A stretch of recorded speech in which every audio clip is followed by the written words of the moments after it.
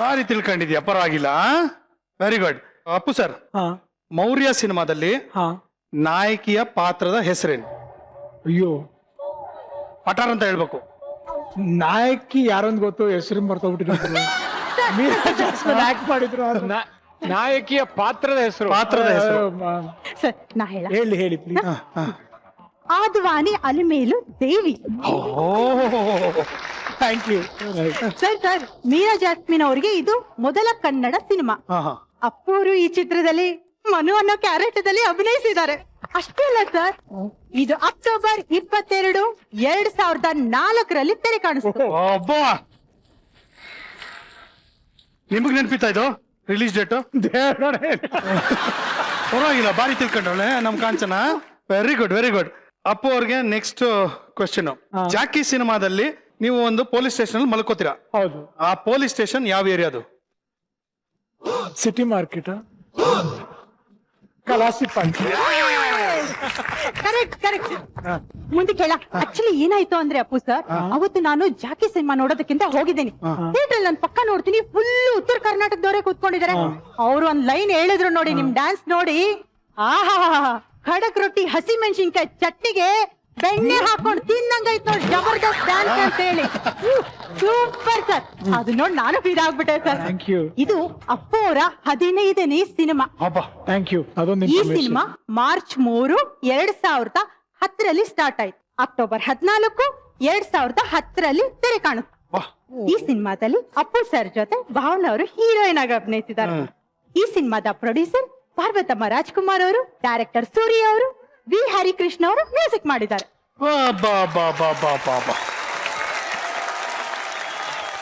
ಪಟಾರ್ ಅಂತ ಹೇಳ್ಬೇಕು. Next question. Arasu ಸಿನಿಮಾದಲ್ಲಿ ರಮ್ಯಾ ಅವರು ನಿಮಗೆ 1 ತಿಂಗಳಲ್ಲಿ ಎಷ್ಟು ದುಡ್ಡು ಸಂಪಾದನೆ ಮಾಡ್ಬೇಕು ಅಂತ ಹೇಳ್ತಾರೆ? 5,000. ಕರೆಕ್ಟ್. ಈ ಸಿನಿಮಾಗೆ ಅಪ್ಪು ಸರ್ಗೆ ಫಿಲ್ಮ್ ಫೇರ್ ಅವಾರ್ಡ್ ಬಂದಿದೆ. ಈ ಸಿನಿಮಾದಲ್ಲಿ ಅಪ್ಪು ಅವ್ರ ಜೊತೆಗೆ ರಮ್ಯಾ ಅವರು, ಮೀರಾ ಜಾಸ್ಮಿನ್ ಅವರು ಆಕ್ಟ್ ಮಾಡಿದ್ದಾರೆ. ಚಾಲೆಂಜಿಂಗ್ ಸ್ಟಾರ್ ದರ್ಶನ್ ಅವರು, ಆದಿತ್ಯ ಅವರು, ಶ್ರೇಯಾ ಶರಣ್ ಅವರು ಗೆಸ್ಟ್ ರೋಲ್ ಅಲ್ಲಿ ಕಾಣಿಸ್ಕೊಂಡಿದ್ದಾರೆ. ಈ ಚಿತ್ರದ ಟೋಟಲ್ ಡ್ಯೂರೇಷನ್ 2 ಗಂಟೆ 32 ನಿಮಿಷ. ಡ್ಯೂರೇಷನ್ ಎಲ್ಲ ಹೇಳ್ತಾಳಲ್ಲಪ್ಪ ಇವಳು, ಪರವಾಗಿಲ್ವಲ್ಲ. Very good. ನೆಕ್ಸ್ಟ್ ಪ್ರಶ್ನೆ. ನೀವು ಯಾವ ಸಿನಿಮಾದಲ್ಲಿ ಗೆಸ್ಟ್ ರೋಲ್ ಮಾಡಿದಿರಾ?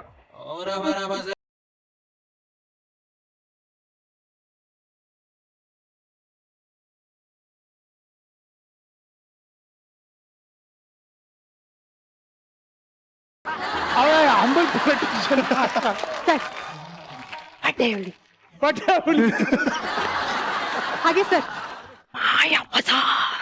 ಮಾಯಾ ಬಜಾರ್. ಅಷ್ಟೇ ಅಲ್ಲ, ಕವಲುದಾರಿ, ಮಾಯಾ ಬಜಾರ್, ಲಾ, ಫ್ರೆಂಚ್ ಬೇರೆ. ಅದು ಪ್ರೊಡ್ಯೂಸರ್ ಅಲ್ಲ, ಬರೀ ಪ್ರೆಸೆಂಟರ್, ಪ್ರೊಡ್ಯೂಸರ್ ವೈಫ್. ಬಟ್ ಎಷ್ಟು ಫಿಲ್ಮ್ ಮರ್ತೋಗ್ಬಿಟ್ಟಿದ್ದಾನೆ ಮಾಮ. ಅದನ್ನೇ ಹೇಳಕ್ ಬಂದೆ ಸರ್. ಕವಲುದಾರಿ, ಮಾಯಾ ಬಜಾರ್, ಲಾ, ಫ್ರೆಂಚ್ ಬಿರಿಯಾನಿ ಈ ಸಿನಿಮಾದನ್ನ ಪ್ರೊಡ್ಯೂಸ್ ಕೂಡ ಮಾಡಿದ್ದಾರೆ. ನೀವಿರೋದು ಸದಾಶಿವ ನಗರದಲ್ಲಿ. ಹೌದು. ಸದಾಶಿವ ನಗರ್ ಪಿನ್ ಕೋಡ್ ಹೇಳಿ. 560080. Correct sir, Sadashiva Nagar pin code ಏನು? ನನ್ಗೆ ಬೇರೆ ಎಲ್ಲ ಗೊತ್ತು. ನಿಮ್ ಬಗ್ಗೆ ಎಲ್ಲ ಡೀಟೇಲ್ಸ್ ಗೊತ್ತು ಸರ್. ನನ್ಗೆ ಏನೇನ್ ಗೊತ್ತೇಳಮ್ಮ? ಇವ್ರ ಮನೆ ಡೋರ್ ನಂಬರ್ 243. ಕರೆಕ್ಟಾ? 48 ಐ ಥಿಂಕ್. 248 ಐ ಥಿಂಕ್ ಅಂತ ಇದಾರೆ. 243 ಅಂತ ಇದಾರೆ. ಅಭಿಮಾನಿ ಒಪ್ಕೊಂಬಿಡಿ. ಓಕೆ. ನೆಕ್ಸ್ಟ್. ಇವ್ರ ಮನೆಯಲ್ಲಿರೋ ನಾಯಿ ಹೆಸರು ಪಾರ್ಕಿ. ಕರೆಕ್ಟಾ? ಇವ್ರ favourite car colour white. Correct. ಇವ್ರ favourite colour blue, black, grey. Correct. ಇವ್ರ favourite food biryani. Absolutely right. ಇವ್ರ favourite juice water lemon juice. ನೀನು ತುಂಬಾ ಎಕ್ಸೈಟ್ ಆಗ್ಬಿಟ್ಟು ವಾಟರ್ ಲೆಮನ್ ಅಂತಿದ್ಯಾ. ಅದು ವಾಟರ್ ಮೆಲನ್ ಅಮ್ಮ. ಅದೇ ವಾಟರ್ ಲೆಮನ್ಗೆ ವಾಟರ್ ಮೆಲನ್ಗೆ ಎಲ್ಲಿಂದ ಎಲ್ಲಿ ಡಿಫ್ರೆನ್ಸ್? Next question. ಎಲ್ಲಿದ್ದ ಇಲ್ಲಿ ತನಕ ಸಿನಿಮಾದಲ್ಲಿ ನನ್ನ ಹೆಸರು ಸೂರ್ಯ. ಸೊ ಸೂರ್ಯ ಅನ್ನೋ ಹೆಸರಲ್ಲಿ ನೀವು ಯಾವ ಸಿನಿಮಾದಲ್ಲಿ ಕಾಣಿಸ್ಕೊಂಡಿದ್ದೀರಾ?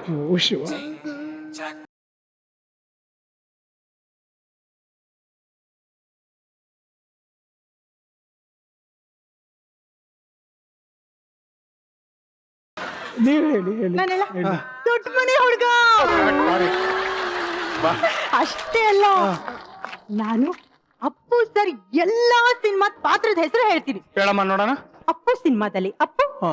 ಅಭಿಯಲ್ಲಿ ಅಪಿ, ಹಾ. ವೀರ ಕನ್ನಡಿಗದಲ್ಲಿ ಮುನ್ನ, ಮೌರ್ಯದಲ್ಲಿ ಮೌರ್ಯ, ಆಕಾಶಲ್ಲಿ ಆಕಾಶ್, ನಮ್ಮ ಬಸವದಲ್ಲಿ ಬಸವ, ಅಜಯಲ್ಲಿ ಅಜಯ್, ಅರಸೋಲಿ ಶಿವರಾಜ್ ಅರಸ್, ಮಿಲನದಲ್ಲಿ ಆಕಾಶ್, ಬಿಂದಾಸಲ್ಲಿ ಶಿವು, ವಂಶಿಯಲ್ಲಿ ವಂಶಿ, ರಾಜ್ ದಿ ಶೋಮ್ಯಾನ್ ಅಲ್ಲಿ ಮುತ್ತು ರಾಜ್, ಪೃಥ್ವಿಯಲ್ಲಿ ಪೃಥ್ವಿ ಕುಮಾರ್, ಜಾಕಿಯಲ್ಲಿ ಜಾನಕಿರಾಮ್, ಹುಡುಗರಲ್ಲಿ ಪ್ರಭು, ಪರಮಾತ್ಮದಲ್ಲಿ ಪರಂ, ಅಣ್ಣ ಬಾಂಡಲ್ಲಿ ಬಾಂಡ್ ರವಿ, ಯಾರೇ ಕೂಗಾಡಲಿಯಲ್ಲಿ ಕುಮಾರ್, ನಿನ್ನಿಂದಲೇ ವಿಕ್ಕಿ ವೆಂಕಟೇಶ್, ಪವರ್ ಅಲ್ಲಿ ಭರತ್ ಕುಮಾರ್, ಮೈತ್ರಿಯಲ್ಲಿ ಪುನೀತ್ ರಾಜ್ಕುಮಾರ್, ರಣವಿಕ್ರಮದಲ್ಲಿ ವಿಕ್ರಮ್ ಕುಮಾರ್, ಚಕ್ರವ್ಯೂಹದಲ್ಲಿ ಲೋಹಿತ್, ದೊಡ್ಡ ಮನೆಯ ಹುಡುಗದಲ್ಲಿ ಸೂರ್ಯ, ರಾಜ್ಕುಮಾರ್ ಅಲ್ಲಿ ಸಿದ್ಧಾರ್ಥ್, ಅಂಜನಿ ಪುತ್ರದಲ್ಲಿ ವಿರಾಟ್, ನಟ ಸಾರ್ವಭೌಮದಲ್ಲಿ ಗಗನ್ ದೀಕ್ಷಿತ್.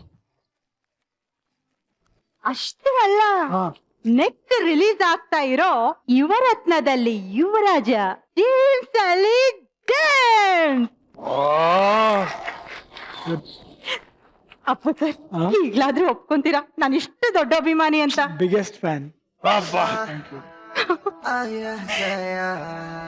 ನನ್ ಖುಷಿಯಲ್ಲಿ ಏನ್ ಮಾಡ್ಬೇಕು ಅಂತಾನೆ ಗೊತ್ತಾಗ್ತಿಲ್ಲ. ಅಲ್ಲಮ್ಮ, ನೀನೇ ನಿನ್ ಬಾಯಾರೆ ಹೇಳ್ದೆ ಅವ್ರ favourite food biryani, favourite juice water melon ಅಂತ. ಅದನ್ನಾದ್ರೂ ಮಾಡ್ಕೊಂಡ್ ಬಂದ್ ಕೊಡ್ಬೇಕು ತಾನೆ. ಸರ್ ಸರ್ 5 ನಿಮಿಷ, ನಿಮ್ favourite biryani, water melon juice ಬರ್ತೀನಿ. ಈಗ ಅಪ್ಪು ಅಡ್ವೈಸ್ ಅಂತ ಈ ಸೆಗ್ಮೆಂಟ್. ಓಕೆ ನಾನೊಂದಷ್ಟು ವಿಷಯಗಳು ಕೇಳ್ತೀನಿ, ಅದ್ರ ಬಗ್ಗೆ ನೀವು ಅಡ್ವೈಸ್ ಮಾಡ್ಬೇಕು. Okay, okay. ಡ್ರೈವ್ ಮಾಡೋದಕ್ಕೆ ನಮ್ಮ ಕರ್ನಾಟಕದಲ್ಲಿ ಬೆಸ್ಟ್ ಜಾಗ ಯಾವುದು? ಒಳ್ಳೆ ರೋಡ್ ಅಂದ್ರೆ definitely Chikmagalur road. Super. Chikmagalur road yeah, for drive. Safe drive ಅಂದ್ರೆ, ಸೊ ದಯವಿಟ್ಟು ಅಲ್ಲಿ ಡ್ರೈವ್ ಎಂಜಾಯ್ ಮಾಡ್ಬೇಕು ಅಂದ್ರೆ ಚಿಕ್ಕಮಂಗ್ಳೂರ್ಗೆ ಹೋಗಿ ಅಂತ. ಸೇಫ್ ಡ್ರೈವ್ ಬಂದ ನಮ್ಮ ಹಣೆ ಬರ. ಕರೆಕ್ಟ್. ಬಟ್ ಸ್ವಲ್ಪ ನಮ್ಮ ಜಾಗೃತಿಯಲ್ಲಿ ನಾವು ಓಡಿಸ್ಕೊಂಡು ಹೋದ್ರೆ ರೋಡು ಚೆನ್ನಾಗಿದೆ. ಒಂದ್ ಅರ್ಧ ಭಾಗ ನಮ್ಮ ಹಾಸನ ದಾಟದ ಮೇಲೆ ಒಂದಷ್ಟು ಒಳ್ಳೊಳ್ಳೆ ಸೀನಿಕ್ ಜಾಗಗಳೆಲ್ಲ ಸಿಗುತ್ತೆ. ಸೊ ಖುಷಿಯಾಗಿ ಹೋಗ್ಬೋದು. ಈಗ ನಾನು ನಿಮ್ಮ ಅಡ್ವೈಸ್ ಬೇಕಾಗಿದೆ. ಹಾ, ನಾನು ಬೆಂಗಳೂರಲ್ಲಿ ಒಂದು ಸೈಟ್ ತಗೋಬೇಕು ಅಂತ ಇದ್ದೀನಿ. ಒಳ್ಳೆ ಇನ್ವೆಸ್ಟ್ಮೆಂಟ್ ಯಾವ ಏರಿಯಾದಲ್ಲಿ ಮಾಡಿದ್ರೆ ಬೆಟರ್ ಅಂತ? ಬೆಂಗಳೂರಲ್ಲಿ ಎಲ್ಲ ಇನ್ವೆಸ್ಟ್ ಮಾಡಿದ್ರು ಒಳ್ಳೇದು, ಬಟ್ ಔಟ್ಸ್ಕರ್ಟ್ಸ್ ಅಲ್ಲಿ ಮಾಡಿದ್ರೆ ಒಳ್ಳೇದು. ಔಟ್ಸ್ಕರ್ಟ್ಸ್ ಅಲ್ಲ? ಹೌದು. ಯಾವ ಫೇಸಿಂಗ್ ಇದ್ರೆ ಬೆಟರ್ ಸೈಟ್? ನಾನೇನು ವಾಸ್ತು ಸ್ಪೆಷಲಿಸ್ಟ್ ಮಾಡ್ತೀರಾ? ಅಲ್ಲ, ನೀವು ತುಂಬಾ ಅಡ್ವೈಸ್ ಕೊಡ್ತೀರಾ ಪ್ರಾಪರ್ಟೀಸ್ ಬಗ್ಗೆ. ನಾರ್ತ್ ಈಸ್ಟ್ ಕಾರ್ನರ್ ತಗೊಂಡ್ರೆ ಒಳ್ಳೆ. North East corner. ಓಕೆ. ನೀವು ಜಾಸ್ತಿ ಫೋನ್ ಯೂಸ್ ಮಾಡಲ್ಲ, ಬಟ್ ಫೋನ್ ಅಡಿಕ್ಷನ್ ಇರೋರಿಗೆ ಅದರಿಂದ ಹೊರಗೆ ಬರ್ಬೇಕು ಅಂದ್ರೆ ಏನ್ ಅಡ್ವೈಸ್ ಕೊಡ್ತೀರಾ? ಫೋನ್ ಇಲ್ಲ, ನಾನು ಆಕ್ಚುಲಿ ಯೂಸ್ ಮಾಡ್ತೀನಿ, ಅಂದ್ರೆ ಕೆಲಸ ಟೈಮಲ್ಲಿ ಜಾಸ್ತಿ ಯೂಸ್ ಮಾಡಲ್ಲ. ಫೋನ್ ಅಡಿಕ್ಷನ್ ಇಂದ ಆಚೆ ಬರುವಂದ್ರೆ ಬಹುಶಃ ಸೋಷಿಯಲ್ ಮೀಡಿಯಾ ಆಕ್ಟಿವಿಟಿ ಕಮ್ಮಿ ಮಾಡಬೇಕು ಅಂತ ಅನ್ಸುತ್ತೆ. ಅದನ್ನ ಬಿಟ್ಟು ಆಚೆ ಬರೋಕೆ ಒಳ್ಳೆ ಔಟ್ಡೋರ್ ಗೇಮ್ಗಳೇನೇನಿದೆ ಅದನ್ನ ಆಡಬೇಕು. ಈ 4-5 ತಿಂಗಳಂತೂ ಖಾಲಿ ಹೊಡಿತಾ ಇತ್ತು ನಮ್ ರೋಡಲ್ಲಿ ಹಳೆ ಆಟಗಳ ಲಗೋರಿ, ಮತ್ತೆ ಒಂದಷ್ಟು ರಿಂಗು ಗಿಂಗು ಫ್ರಿಸ್ಬಿ ಗಿಸ್ಬಿ ಎಲ್ಲ ಆಡ್ತಾ ಇದ್ರೆ ಬಹುಶಃ ಫೋನ್ ಕಡೆಗೆ ಸ್ವಲ್ಪ ಗಮನ ಕಡಿಮೆ ಹೋಗಿರೋದು ಅಂತ ನನಗೆ. ಕುಂಟೆ ಬಿಲ್ ಎಲ್ಲ ಆಡಿದ್ರ? 100%. ಕುಂಟೆ ಬಿಲ್ಲೆ, ಗೋಲಿ ಎಲ್ಲ ಆಡಿದ್ರಿ ನಮ್ಮೂರ್ ಕಡೆ. ಬುಗುರಿ, ಪಟ ಹಾರಿಸೋದು, ನೀವು ಮಾಂಜ ಹಾಕಿದ್ರ? ಮಾಂಜ ಮಾಡೋದು, ಅದನ್ನ ಗಾಜಿನ ಪೌಡ್ರು ಅದನ್ನೆಲ್ಲ ಮಿಕ್ಸ್ ಮಾಡಿ ಅವಾಗ ಕುತ್ಕೊಂಡು ನಮ್ಮ ಊರೆಲ್ಲ ಹೋದಾಗ ಎಲ್ಲ ಮಾಡ್ತಾ ಇದ್ವಿ. ಟೂತ್ ಪೇಸ್ಟ್ ಉಲ್ಟಾ? ಎಸ್. ಆಮೇಲೆ ಅದ್ರ ಜೊತೆ ವಾರು, ಪೆಂಚ್ ಮಾಡ್ತಾ ಇದ್ವಿ. ಖುಷಿಯಾಗಿರೋದು ಅವಾಗ. ಒಂದೇನಂದ್ರೆ ಚೈಲ್ಡ್ಹುಡ್ ಎಕ್ಸ್ಪೀರಿಯನ್ಸ್ ನಮ್ದು ಅದ್ಭುತ.